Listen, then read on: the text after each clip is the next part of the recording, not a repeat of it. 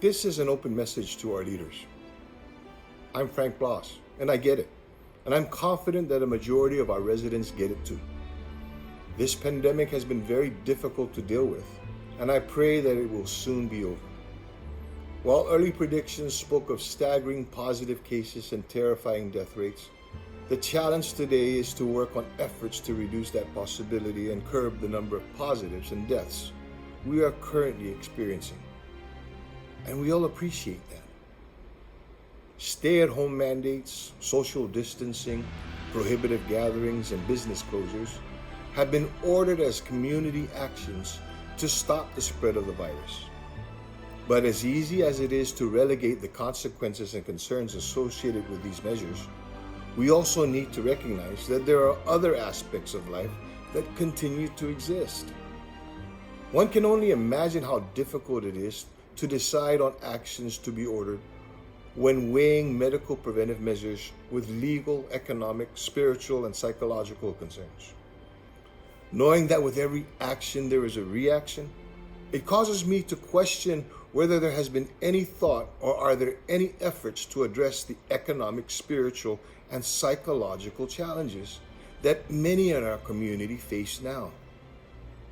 Of recent, our community has become embroiled in an argument over the rights versus the responsibility of individuals when dealing with the preventive and protective mandates.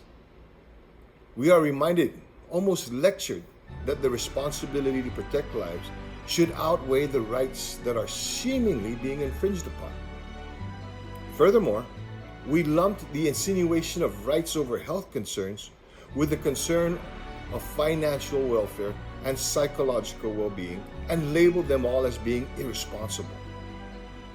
In defense of the thousands of people who were thrown into a financial pit and have sleepless nights wondering how they're going to pay their bills and live their lives, can you really blame them? We do have a moral and civic responsibility towards our fellow men, and we should do everything that we possibly can to protect the health, safety, and welfare of those around us. But let me key in on two words in that responsibility assertion: possibly and welfare. Our responsibility is limited to what we can and cannot do. It's been said that in order to take care of someone, you've got to first take care of yourself. And I'm sure that many in our community today want to lend a hand or do their part in eradicating the virus from our lives. However, they are faced with struggles of their own, albeit for many it's not contending with the virus itself, but because of the actions to fight the spread. What they're coping with are the collateral consequences to the actions. So because of their own struggles, the possibility becomes impossible. With regard to welfare, over 35,000 individuals have financial turmoil that they're struggling to deal with. Their loss of income was not of their doing or choice. For a great many of them, one day in mid-March, they were told to go home without warning or promise. And when many of them asked about what they should expect next, the only answer they received was, "We don't know." For thousands in our community, surprise turned to fear and then worry and then confusion. A few weeks later, confusion turned to helplessness and frustration. Then for an untold number, it has now morphed into apathy. Welfare? It becomes increasingly difficult for someone who hasn't seen a paycheck in over 5 months, or someone who hopes there is enough food in a distribution line to take home for his family, to believe that, quote unquote, we're in this together.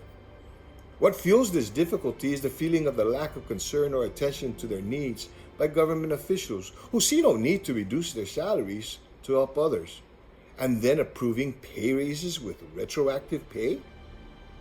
As one person put it to me, how can they say that we're in this together when they don't know what it's like not to have enough money to buy necessities and pay bills?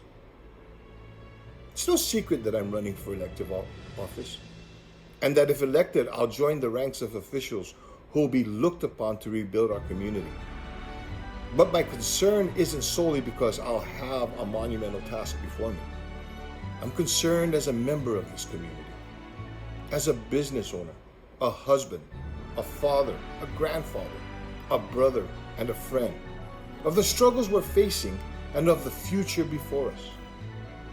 Please don't neglect the fact that in this fight to define rights and responsibility, there can be grave and traumatic consequences to the mandates and the preventive actions to deal with this pandemic.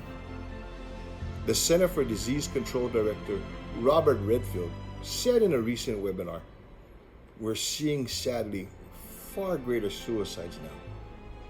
In an August 18 Forbes magazine article by Jack Kelly entitled "The Pandemic Has Caused an Increase in Anxiety, Stress, Depression, and Suicides," Kelly wrote, "As a nation, we avoid these type of topics because they're uncomfortable to talk about.